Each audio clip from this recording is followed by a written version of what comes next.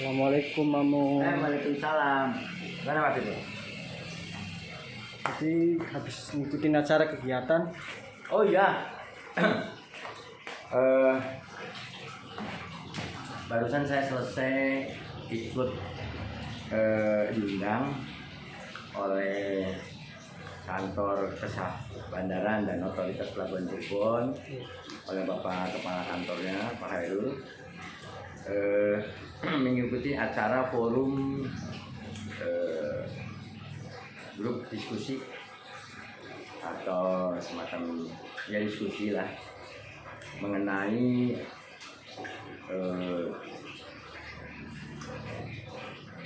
adanya wilayah rebana pakai SOP. Pak Kepala KSOP punya pola dan pemikiran untuk bagaimana Pelabuhan Cirebon harus bisa menjadi penopang wilayah rebana atau wilayah segitiga emas lah di Jawa Barat. Dan tadi saya datang, hadir juga General Manager Pelindo Regional 2 Cirebon, kemudian juga di meeting dengan kepala salah satu divisi Ibu Endang dari tim Rebana, juga hadir para pelaku-pelaku pengusaha di Cirebon, juga organisasi-organisasi dan pelaku pengguna jasa di Pelabuhan Cirebon, kemudian stakeholder yang ada, pemerintah daerah, budayawan, dan banyak lagi. Jadi intinya adalah Bapak Kepala Kantor SOP Cirebon ini, Pak Hairul, melihat adanya peluang apabila rebana ini kemudian nanti sudah berfungsi secara umum sesuai target, Pelabuhan Cirebon harus menjadi salah satu penunjang dan harus ada di dalamnya. Itu sebuah pemikiran yang paling hebat buat saya, sebab kita semua yang ada di Cirebon malah tidak memikirkan dampak-dampak positif dari rebana, tapi seorang kepala KSOP Cirebon yang bukan putra daerah Cirebon malah berpikir bagaimana kedepannya Cirebon dalam konsep mengenai rebana. Pada prinsipnya saya sebagai masyarakat setuju dan mendukung penuh. Tapi perlu saya ceritain dulu bahwa tadi juga dalam forum saya ungkapkan bahwa semua apa yang dilakukan oleh pemerintah maupun swasta untuk memajukan wilayah Jawa Barat itu semuanya pasti berkeinginan hal yang baik dan positif. Tapi kita juga perlu pelajarin apa yang pernah terjadi di pembangunan di wilayah Jawa Barat, misalnya pelabuhan penerbangan atau bandara DIJB Kertajati. Entah di mana awalnya, tetapi saat jadi terlambat berfungsi, baru nanti bulan Oktober ini akan berfungsi. Mungkin adanya miskomunikasi atau apa dengan stakeholder yang lain, atau mungkin juga pengelola BJB belum sinkron dengan operator transportasi udara, misalnya Angkasa Pura dan lain-lain. Nah, tadi juga dibahas tentang fungsi Pelabuhan Cirebon. Pelabuhan Cirebon itu sebenarnya pelabuhan yang sangat bersejarah, tetapi perlu juga dimasak oleh seorang koki, yang koki ini juga punya chief yang lainnya untuk sama-sama membuat Pelabuhan Cirebon optimal. Kita kembali lagi kepada yang ada di institusi Pelabuhan Cirebon. Di situ kan ada terkait terkoneksi, ada ke pelabuhanan, otoritas pelabuhan, ada Pelindo, ada anak perusahaannya PTP, ada bea cukai, ada imigrasi, ada pelaku-pelaku bisnis atau pengguna jasa di pelabuhan yang sangat berkaitan menyangkut laut dan darat. Kalau konsep itu cuma jadi wacana, saya kira sampai kiamat pun ya Pelabuhan Cirebon akan menjadi begini. Tetapi kalau kita, masyarakat Cirebonnya, pemerintah daerahnya, dengan banyaknya peluang yang ada, kemudian mensupport Pelabuhan Cirebon, saya yakin Pelabuhan Cirebon akan mencapai kejayaan kembali. Saya bertanya sama kepala KSO, Bapak orang Cirebon? Bukan. Saya salut sama kepala KSO. Kenapa? Beliau bukan orang Cirebon. Mungkin beliau 1-2 tahun memimpin kesabandaran atau otoritas pelabuhan Cirebon, tapi punya pemikiran bagaimana saat ini Pelabuhan Cirebon bisa berkembang, bisa optimal, sehingga menjadi jembatan atau kendaraan TikTok maksudnya TikTok tuh efek kiri kanan sampingnya belakangnya yang positif, bisa menunjang perekonomian masyarakat, pengembangan kota Cirebon sebagai kota jasa dan hinterland yang lainnya.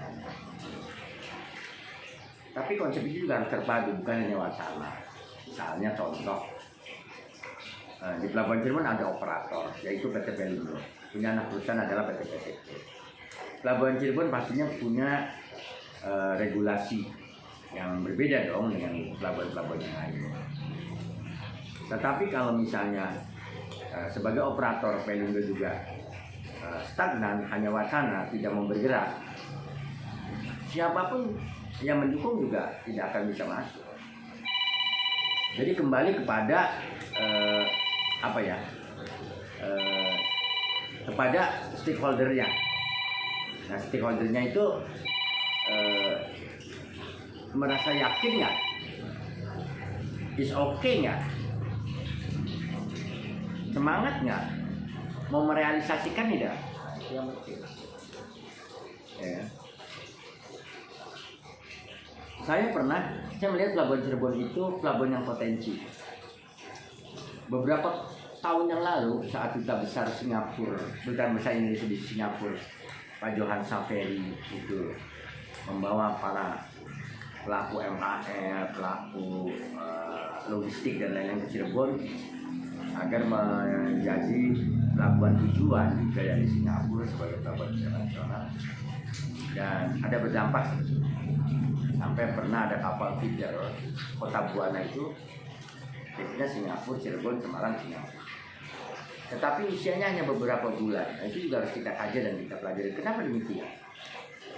Apakah ada persaingan waktu itu ya? Pelindo belum menjadi satu. Apakah ada persaingan antara PT Pelindo 1, 2, 3, 4 ini? Kita juga nggak tahu. Atau pelaku usaha di luar Cirebon, eksportir importirnya juga tidak menyambut baik. Kita juga perlu tahu. Sehingga trade itu hilang, tidak berlanjut. Beberapa waktu yang lalu saya berupaya sebagai masyarakat Cirebon berupaya agar Pelabuhan Cirebon ini berkembang dan optimal. Waktu itu JM Pelindo Pak Abdul Wahab membawa HIPMI ke Pontianak, Stadi Bandi, ke Panjang, Pelabuhan Panjang di Lampung, dan saya sendiri beberapa kali pulang pergi ke Natuna, karena Natuna adalah pulau terluar Indonesia yang begitu potensi. Nah, semua kebutuhan masyarakat di sana, dari mulai BBM, sembako sampai tali sepatu pun dari Indonesia, dari Jawa Barat. Kita pelajarin itu. Semua kebutuhan masyarakat sana disuplai dari Pulau Jawa melalui Tanjung Priok memakai tol laut. Di mana tol laut itu sampai ke Natuna itu sudah sampai ke Pelabuhan Selat Lampa itu 21 hari sekali. Dapat dibayangkan apabila gas dari Jawa, beras dari Jawa, sembako dari Jawa, pastinya menjelang hari ke-21 itu kekurangan. Karena apa? Transportasinya terhambat. Makanya saya coba membuka peluang. Kami diskusi dengan Wakil Bupati Natuna, kami diskusi dengan Kadin Pusat, teman-teman Kadin Pusat yang bidang misalnya adalah logistik atau angkutan, itu kami merancang bercita-cita ingin membuat trip atau jalur kapal Cirebon, Pontianak, Ranai, balik lagi dari Ranai ke Pontianak, Cirebon, yang memakan waktu sangat pendek, yaitu 7 hari. Dengan waktu 7 hari, kebutuhan Natuna juga cepat terpenuhi. Pengusaha dari Jawa yang akan mengirimkan barang-barang untuk dijual di sana juga cepat. Hasil bumi yang di sana seperti ikan, kopra dan lain-lain juga cepat masuk ke Jawa, cepat ke pasar market. Itu kami rintis. Semua banyak pihak yang merintis. Nah, kembali lagi, kalau ini cuma wacana bagi pelaku-pelaku di pelabuhan, stakeholder yang di pelabuhan, ya KSOP-nya menggugur agar pelabuhan Cirebon itu berpotensi berkembang, bermanfaat untuk bukan aja masyarakat Cirebon dan juga Jawa Barat dan nasional. Tetapi operatornya tidak mendukung, percuma. Ya. Sementara operator pelabuhannya atau anak perusahaan operatornya hanya berkutat pada profit yang kecil, memanfaatkan yang ada di situ, tapi dengan melakukan pembangunan itu cuma. Lagi misalnya berorientasinya memanfaatkan yang ada, menciptakan PNBP misalnya atau profit buat perusahaan, tapi juga ada keuntungan pribadi, misalnya per kilo berapa rupiah dari batu bara, sehingga memaksakan diri ada stokpel yang akhirnya menimbulkan kontra di masyarakat. Itu juga membuat investor malas masuk ke Cirebon. Banyak. Kita udah kalah sama Brebes. Brebes sudah punya kawasan industri Brebes. Kabupaten Cirebon, ketika investor dari luar masuk membuat pabrik segala macam, beli tanah, ternyata proses untuk pembangunannya sangat rumit. Karena harus berhubungan dengan Kementerian ATR BPN, harus ngurus perteknya, ngurus fatwanya, dan macam-macam. Itu juga salah satu yang menghambat. Nah, para konseptor atau bapak-bapak kita yang punya ide juga harus tahu ke lapangan di bawah. Apa kendalanya? Jangan hanya di permukaan. Rebana akan menjadi kawasan kota yang penuh dengan go green A sampai Z. Cirebon harus potensi, pelabuhan Cirebon harus optimal dan lain-lain. Tapi kendala-kendala di masyarakatnya yang tidak diketahui. Misalnya, yang tadi saya sebut, investor beli tanah mau dibuat pabrik sulit karena harus ada izin dari Kementerian ATR BPN. Belum lagi fatwa dan yang ribet. Dimana Pemda Kabupaten Cirebon saja juga berarti tidak punya rencana umum tata ruang. Iya toh? Kalau kayak gitu. Harus dulu peralihan fungsi lahan dari lahan sawah yang dipertahankan misalnya menjadi kawasan industri dan lain-lain. Itu tuh harus dipikirkan nih oleh bapak-bapak kita yang punya ide ingin memajukan Jawa Barat. Dan masih banyak lah hal-hal yang perlu kita ungkap bersama. Belum lagi dampak-dampak dari lingkungan, kayak polusi dan lain-lain, ya, yang berdampak kepada masyarakat sekitar. Itu juga harus ditangani dengan jernih dan dengan optimal, sehingga bukan menjadi sebuah ATM yang nggak jelas gitu. Itu juga harus dipikirkan. Dan sebuah regulator juga baru tegas demi apa? Demi kemajuan bersama. Dan saya juga menghimbau kepada masyarakat, jangan hanya kepentingan pribadi dan kelompok membuat suatu langkah-langkah yang menghambat pengembangan pelabuhan Cirebon. Pastinya pengembangan yang sesuai regulasi ya, sesuai aturan, bukan menghalalkan segala cara.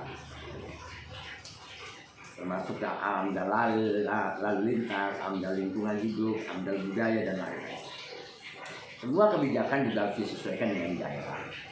Bagaimana investor mau masuk ke pelabuhan Cirebon, mau sewa gudang, sewa lahan dan lain-lain, tapi juga operatornya dengan alasan berpatokan kepada SK direksi lah, SK menteri lah, sehingga membuat mahal. Karena misalnya mengacu pada Tanjung Priuk atau Surabaya atau Makassar atau pelabuhan-pelabuhan besar, dimasukkan diterapkan di Pelabuhan Cirebon, nggak masuk. Akhirnya Pelabuhan Cirebon tetap aja tidak laku.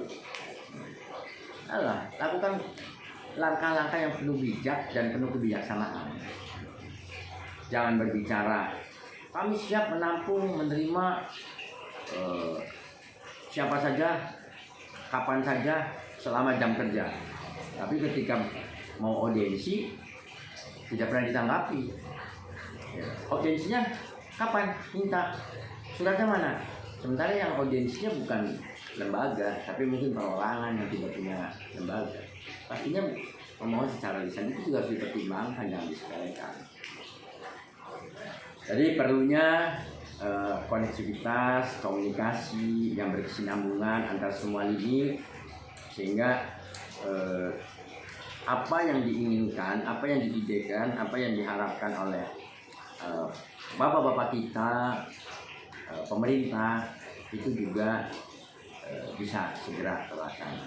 Sekali lagi, saya baru mengenal Kepala Kantor SOP Pelabuhan Cirebon, Pak Hairul. Maka tadi saya begitu kagum karena beliau bukan orang Cirebon, tapi tiba-tiba membuat keberagaman, membuat forum diskusi yang mengundang semua stakeholder, baik pemerintah, swasta, BUMN untuk sama-sama merumuskan. Dan tadi ada satu kesepakatan bahwa pastinya masyarakat Cirebon mendukung program-program yang diwacanakan oleh Kepala Kantor SOP Cirebon. Masyarakat yang mendukung, harusnya pemerintah daerah, pemerintah provinsi, stakeholdernya juga harus mendukung, tanpa ada tendensi atau indikasi kepentingan pribadi bagi para pelaku usaha maupun pemerintah.